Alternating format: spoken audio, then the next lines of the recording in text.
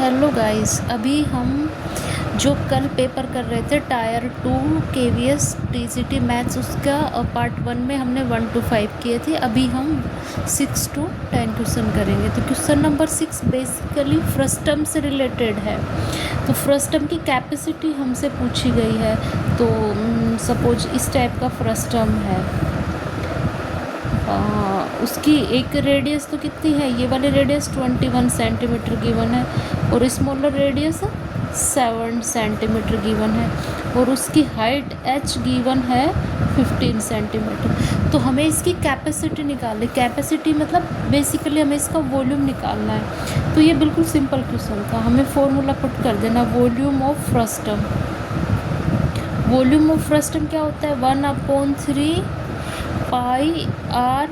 पाई h इन R1 का square plus R2 का square plus R1 R2। Simple formula right करके उसमें हमें सिंपली वैल्यू पुट कर देनी है। पाई की वैल्यू यहाँ पे हमें 22/7 गिवन है, तो हम यही वैल्यू पुट कर दे रहे हैं। Into h 15 centimetre into R1 का स्क्वायर 21 का स्क्वायर प्लस R2 का स्क्वायर प्लस 7 इंटू 21। अब हम इसको सिंपली सोल्व कर रहे हैं। 3 से ये कैंसिल, 5 टाइम इसको हमने मल्टीप्लाई, कैलकुलेशन पे थोड़ी सी स्पीड करनी है हमें कमांड। देखो इन सब में 7 कॉमन फैक्टर और अपॉन में 7 है, तो हम यहाँ से 7 कॉमन ले लेते हैं।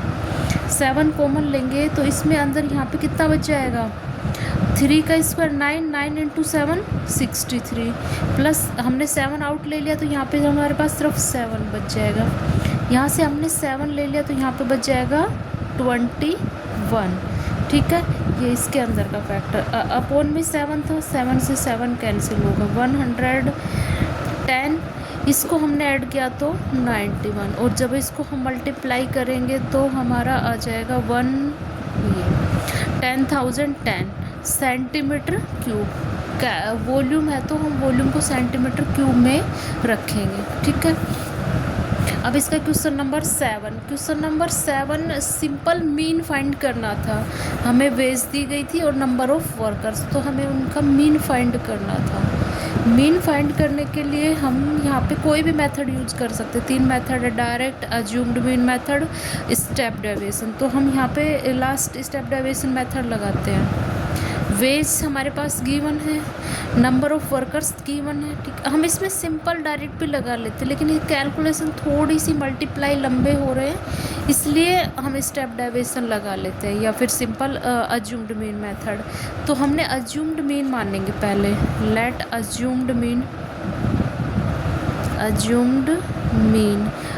मीन हमने ए, और हमारा ए हमने मिड की वैल्यू लेते हैं, तो हम मिड की वैल्यू लेंगे ये 860। ये हमने अज्यूम्ड मीन मान लिया। अब हम डी आई क्या होता है, xi माइनस ए, जो हमने अज्यूम्ड मीन माना उसको हम सब्ट्रैक्ट कर देते हैं। तो 800 माइनस 86 माइनस का 60 बच जाएगा। 820 माइनस 860 माइनस का 40 बच जाएगा। 860 माइनस 60 0। 900 माइनस ये 40, 920 प्लस का 60। ठीक है, हम चाहे तो हम यहाँ से भी डायरेक्ट कर सकते हैं, अदरवाइज़ हम इसको 20 से डिवाइड करते हैं। यहाँ पे हम h ले सकते हैं, h इक्वल्स टू 20। अगर हम h 20 ले लेते हैं तो हमारे लिए थोड़ी कैलकुलेशन ईजी हो जाएगी। तो हमने ui मान लिया, ui equals to di upon h, और h हमने 20 ले लिया, इनका डिफरेंस जो कॉमन हो। तो हम जब इनको 20 से डिवाइड करेंगे तो -3 -2 0 2 3। ठीक है, अब हम इसमें क्या फाइंड करेंगे, frequency into ui, FI/UI find करेंगे। तो FI/UI को हम डायरेक्ट मल्टीप्लाई करते हैं, -21 -30 0 40 और 50। अब हमने यहाँ पे सम फाइंड करना है, समेसन FI/UI। इसको जब हम ऐड करेंगे तो हमारा बचेगा 4 बच जाएगा, प्लस का 4। ठीक है, अब हम अज्यूम्ड मीन का फॉर्मूला लिखते हैं, स्टेप डेविएशन मेथड का एक्चुअली। तो मीन का फॉर्मूला क्या होगा, x summation F I you I upon summation F I. हमने एच से डिवाइड किया था तो यहाँ अब एच का मल्टीप्लाई, अज्यूम्ड मीन को हमने सब्ट्रैक्ट किया था तो यहाँ पे ऐड कर देंगे +860। बस अब हम इसको सिंप्लीफाई कर देंगे। You I F I 4 summation F I, यहाँ पे समेसन एफ आई था, समेसन एफ आई 20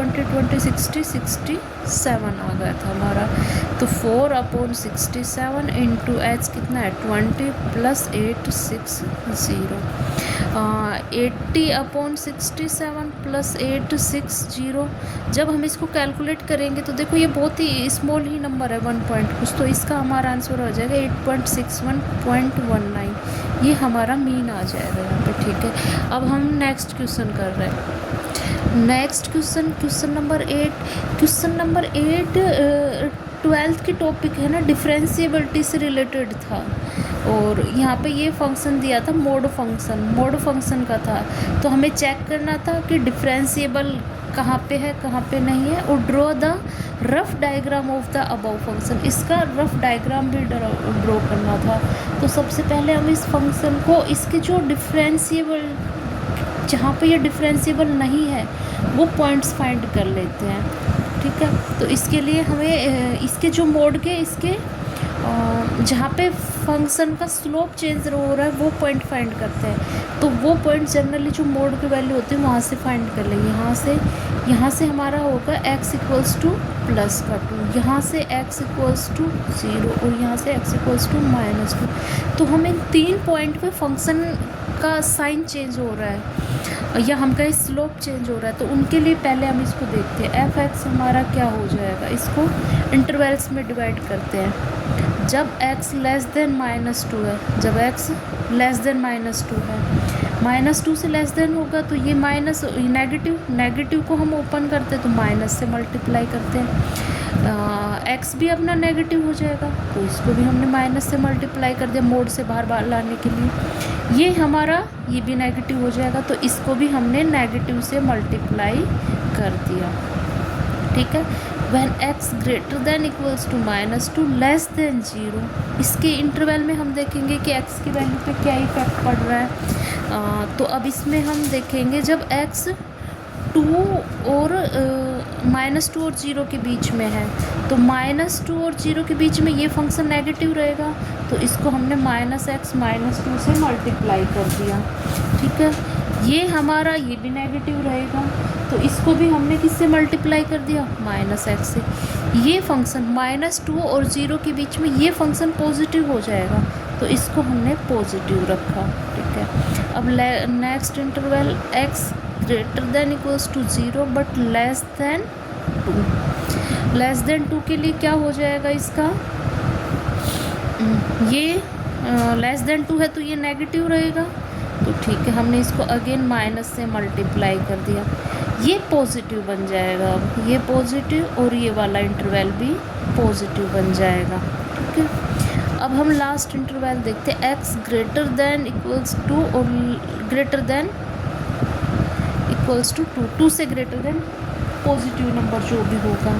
तो ये फर्स्ट इंटरवल भी पॉजिटिव, ये सेकंड भी पॉजिटिव और ये भी पॉजिटिव, इसमें सारे पॉजिटिव बन जाएंगे। अब जो हमारा फंक्शन f(x) आया फर्स्ट इंटरवल में क्या आएगा, x <−2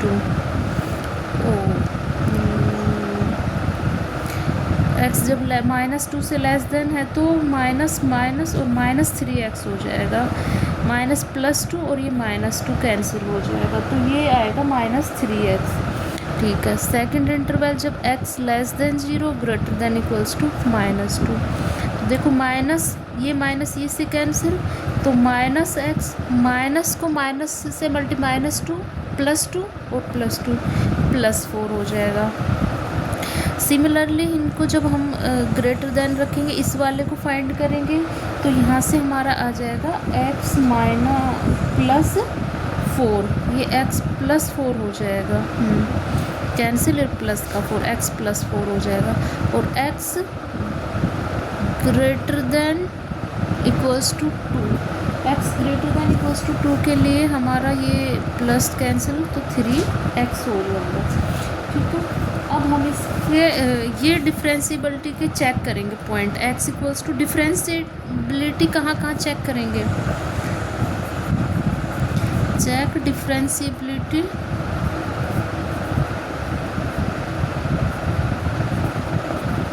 एट पॉइंट, किस किस पॉइंट पे हमें चेक करनी है, x equals to -2, x equals to 0, x equals to 2।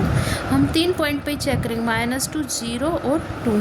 तो इन 3 पॉइंट्स पे ये डिफरेंशिएबल नहीं होगा। अपन चाहे तो हम चेक कर सकते हैं, क्योंकि f डैश -2 -0 तो क्या होगा, माइनस का होगा, और f डैश 0 -2 पे जब हम चेक करते हैं तो +0 इस वाले इंटरवल में हो जाएगा, तो ये माइनस होगा। दोनों फंक्शन इक्वल नहीं है, तो ये डिफरेंशिएबल नहीं है। सेम जब हम 0 पे चेक करेंगे तो 0 पे लेफ्ट हैंड डेरिवेटिव तो हमारा -1 आएगा, राइट हैंड डेरिवेटिव +1 आ जाएगा।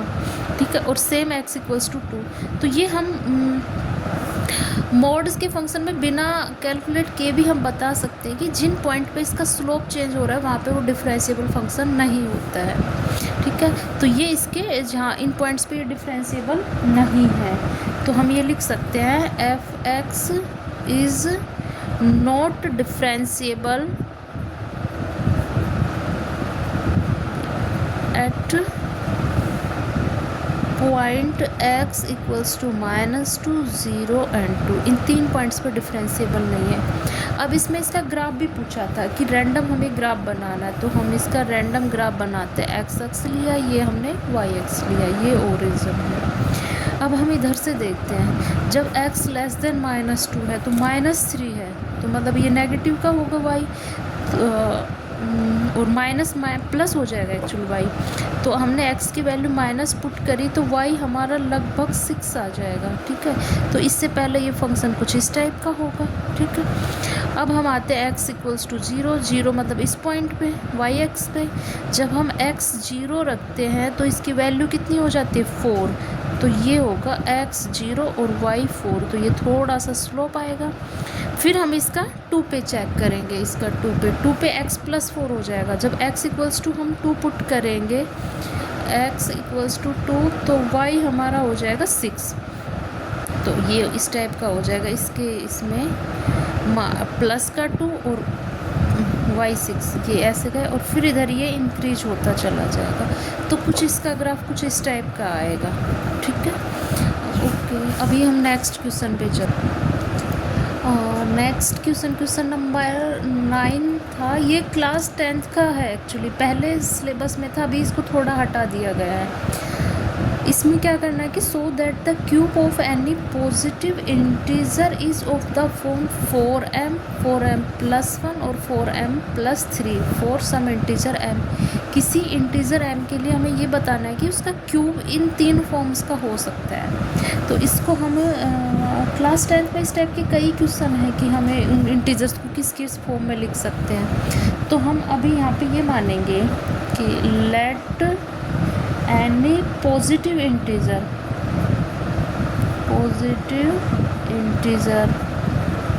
n कैन बी, n है, n कैन बी रिप्रेजेंटेड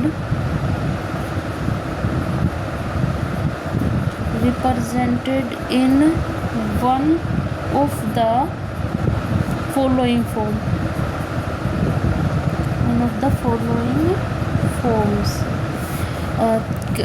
किसमें पॉजिटिव इंटीजर को हम लिख सकते हैं 4q+1, 4q+2 और 4q+3। ये क्लास 10th के हैं। ये इनका भी एक क्वेश्चन बनता है कि हम किसी भी इंटीजर को इस फॉर्म में लिख सकते हैं, तो बस उसकी हेल्प से हम इसको करेंगे। Let's examine the cube of each case. अब हम इनका क्यूब करते हैं, ईच केस का क्यूब करते हैं, क्यूबिंग ईच केस कर लेते हैं। Taking cube of each case, हम ईच केस का क्यूब कर रहे हैं अभी, तो केस फर्स्ट हम ले रहे हैं।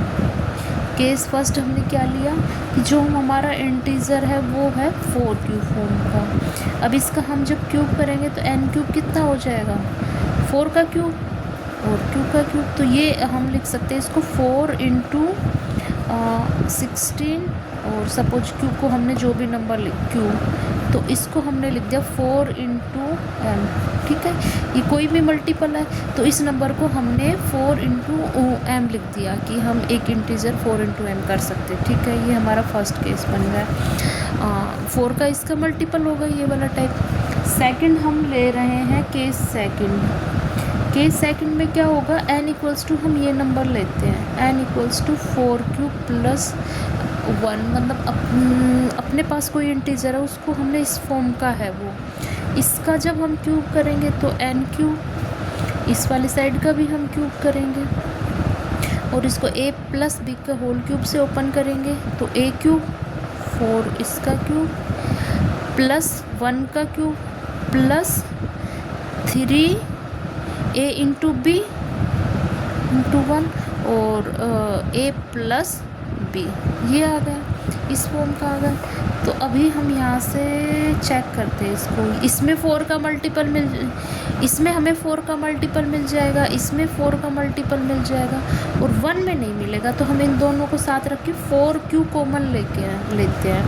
तो यहाँ से जब हम 4 क्यू कॉमन लेंगे तो 4 क्यू तो बाहर आ गया, यहाँ पे कितना बचा 16, 4 क्यू कॉमन ले लो या हम कह लें कि ठीक है 4 क्यू कॉमन ले लिया, क्यू स्क्वायर। यहाँ से हम 4 क्यू कॉमन लेंगे लास्ट जो टर्म है, तो यहाँ पे अंदर क्या बच जाएगा अपने पास 3 और 4 क्यू प्लस 1। ठीक है, एक ये बच गया और प्लस 1 बचा। अब हम यहाँ पे देखते हैं ये पूरे नंबर्स जो हैं ये भी इंटीजर ये भी इंटीजर, तो इनका सम भी इंटीजर और मल्टी, तो ये पूरा नंबर इंटीजर हो जाएगा। और तो इसको हम लिखते हैं कि सपोज ये कोई इंटीजर m है प्लस 1। ठीक है, तो हमारा जो इंटीजर हमने ये मानना था उसका क्यूब जो हमारे पास है वो 4m प्लस 1 की फॉर्म का आ गया, मतलब हमारे पास सेकंड फॉर्म का क्यूब आ गया। अब हम एक बची है केस 2 बचे हुए हैं, अभी उन 2 केसों को और चेक करते हैं। केस थर्ड में क्या कहना चाह रहा है, यदि n कोई इंटीजर है और n इंटीजर को हमने ले लिया कि वो 4 क्यूब प्लस 2 की फॉर्म का है, तो इसका क्यूब देखेंगे किस टाइप का इंटीजर आएगा। इसका हम क्यूब करेंगे 4 क्यूब प्लस 2 का क्यूब। अच्छा ठीक है, यहाँ से देखो हम 2 हमें कॉमन है तो इसको हम डायरेक्ट भी ले लेंगे, 2 का क्यूब ले लिया बाहर, अंदर क्या बचा 2 क्यूब प्लस 1 का क्यूब। ये 2 का क्यूब कितना होता है 8 2 क्यूब प्लस 1 का क्यूब, ये कोई एक, और 8 को हमने लिख दिया 4 इंटू 2। ठीक है, और इसके साथ ये जो बचा हुआ था, तो ये एक इंटीजर हो गया। ठीक है, और इंटीजर किसका मल्टीपल है 4 का, तो इसको हम लिख सकते हैं अगेन 4 इंटू एम। तो जो अपना फर्स्ट केस का जो इंटीजर आया था सेम ये भी उसी टाइप का इंटीजर आ गया। ठीक है, तो ये भी किसी नंबर का क्यूब किस फॉर्म का हो गया 4m, 4 इंटू सम इंटीजर हो गया। अब हम लास्ट ले रहे हैं केस नंबर 4, केस 4 ले रहे हैं। हमने मानना था कि कोई इंटीजर 4 क्यूब प्लस 3 टाइप का है, जो हम पहले ले चुके थे 4m क्यूब प्लस 3 टाइप का है। तो इसका अब हम क्यूब देखेंगे, इसका क्यूब करेंगे 4 क्यूब प्लस 3 का क्यूब, वही a प्लस बी के क्यूब से हम ओपन करेंगे। तो इसको हमने ओपन किया 4 क्यूब प्लस 3 का cube 27 plus 4 cube into 3 into 3 और इसमें 4 cube plus 3 a into b, 3 a b अंदर a प्लस बी हो जाएगा। अब हम इसका ओपन करेंगे, यहाँ से हम 4 के मल्टीपल को बाहर रख लेते हैं, 4 अंदर क्या बचा 16 क्यूब। ठीक है, इसको अभी हम लेफ्ट आउट करते हैं, फिर यहाँ से लेते 4 क्यूब हमने बाहर ले लिया, तो यहाँ कितना बचा 9 4 क्यूब प्लस 3। ठीक है, ये तो 4 का मल्टीपल बाहर ले लिया। अब 27 को हम ट्राई एक्चुअली देखो हमारा क्यूब किस फॉर्म का फाइंड करना, हमें 4m प्लस 3 टाइप का होना चाहिए। तो 27 को भी हम 4 के मल्टीपल में, जो हमारी थी बेसिक थ्योरम ऑन अर्थमेटिक थी कि हम एक नंबर को किसी नंबर के product, quotient, reminder in forms में लिख सकते हैं। तो उस टाइप से हम इसका ट्राई करेंगे अभी। 4 ये कोई एक इंटीजर होगा, हम इसको अभी इंटीजर लिखते हैं, ये एक इंटीजर हो जाएगा सपोज m। अब 27 को हम क्या लिखेंगे, 4m प्लस 27 को अगर हम 4 के मल्टीपल में लिख सकते हैं तो 4 × 6 24 प्लस 3 हम ये लिख सकते हैं। तो अगेन हम यहाँ से 4 कॉमन ले लेंगे इन दोनों टर्म्स से, तो 4 बाहर ले लिया तो हमारे पास यहाँ पे m प्लस 6 बचेगा, और इसको हमने एक सम m प्लस 6 प्लस 3, इसको हमने कोई एक अलग इंटीजर मान लिया, सपोज इसको हम कैपिटल M ले लेते हैं, 4 × m प्लस 3। तो जो हमारा लास्ट केस था कि किसी नंबर का क्यूब इस फॉर्म का होना चाहिए, 4m प्लस 3। तो हमारे पास ठीक है, क्यूब किस किस फॉर्म के आगे, किसी भी पॉजिटिव इंटीजर के क्यूब 4m की फॉर्म मिल गया, 4m प्लस 1 फॉर्म मिल गया, और 4m प्लस 3 फॉर्म के मिल गए। तो इसमें हमें यही बताना था। अभी नेक्स्ट क्वेश्चन देख, नेक्स्ट क्वेश्चन अपना है find the inverse of matrix. एक मैट्रिक्स ए गिवन थी, उसका इन्वर्स फाइंड करना था रो एचेलॉन फॉर्म से, ठीक है, एलिमेंट्री रो ऑपरेशन, इसको रो एचेलॉन फॉर्म भी फाइंड कर सकते। तो ये बड़ा लेंथी क्वेश्चन था, मेरा तो पूरा हो भी नहीं पाया, फिर भी हम यहाँ पे एक्चुअली मुझे ये आता था बट ये मेरा हो नहीं पाया और काफ़ी लंबा जा रहा था। तो हमें यहाँ पे ए का इन्वर्स फाइंड करना, तो ए के इन्वर्स हम कैसे फाइंड करेंगे, हम इसमें ये मान लेते कि कोई मैट्रिक्स ए है, ए को हम ए या पहले आई लिख लो, आई इंटू ए की फॉर्म में लिख सकते हैं, ठीक है। आई मतलब यूनिट मैट्रिक्स ऑफ ऑर्डर ए के सेम ऑर्डर की यूनिट मैट्रिक्स आई है।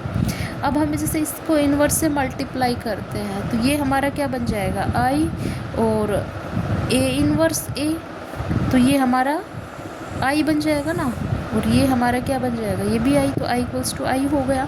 तो इसको हमने यहाँ मतलब बेसिकली हम यहाँ पे जो टर्म यूज करेंगे, ए को ए इन्वर्स से मल्टीप्लाई करेंगे तो वो आई हो जाएगा। तो इधर हम आई को ए इन्वर्स बनाने वाले हैं, तो हम इसमें जो मैट्रिक्स ए है इसको हम आई लेंगे एस आर्ग्यूमेंटेड मैट्रिक्स। तो ए में जो ऑपरेशन लगाएंगे सेम आई में लगाएंगे, तो यहाँ पे जो इसको हम आई बना देंगे, और यहाँ जो हमें फॉर्म प्राप्त फाइंड होगी वो ए इन्वर्स फाइंड हो जाएगी।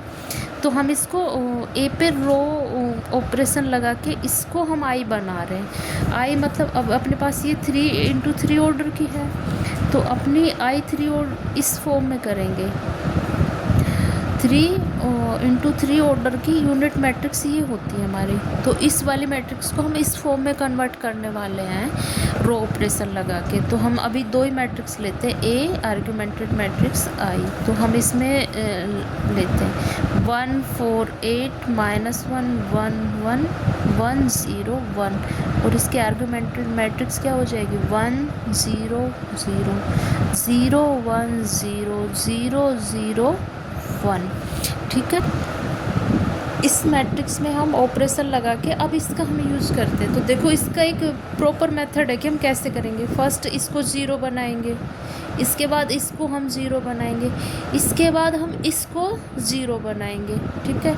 इसके बाद इसको हम 1 बनाएंगे, और इसको 1 बनाने के बाद इसको हम 1 बनाएंगे, फिर इसको 1 बनाने के बाद इसको 0, और फिर इसको 0, और फिर इसको 0। तो हम इस सीक्वेंस में चलेंगे यहाँ पे, ठीक है, कि इस टाइप से हम इनको बनाते हुए चलेंगे, ठीक है। अब हम इसको ट्राई करते हैं, चलो। तो इसको इन दोनों को हम चाहे तो एक साथ भी बना सकते हैं 0। तो इसको बनाने के लिए हमने जैसे ऑपरेशन लगाएंगे, R3 को क्या करोगे, R3 माइनस ये 1 है तो 8 × R1, ये ऑपरेशन लगा के हम इसको सब्ट्रैक्ट करेंगे। तो जब हम इसको सिंप्लीफाई करेंगे तो क्या हो जाएगा 1 - 1 1 4 1 0, इसमें से इसको सब्ट्रैक्ट करेंगे तो ये तो 0 बन जाएगा। 1 - +8 ये 9 बन जाएगा। 1 - 8 ये हमारा बन जाएगा -7, ओके।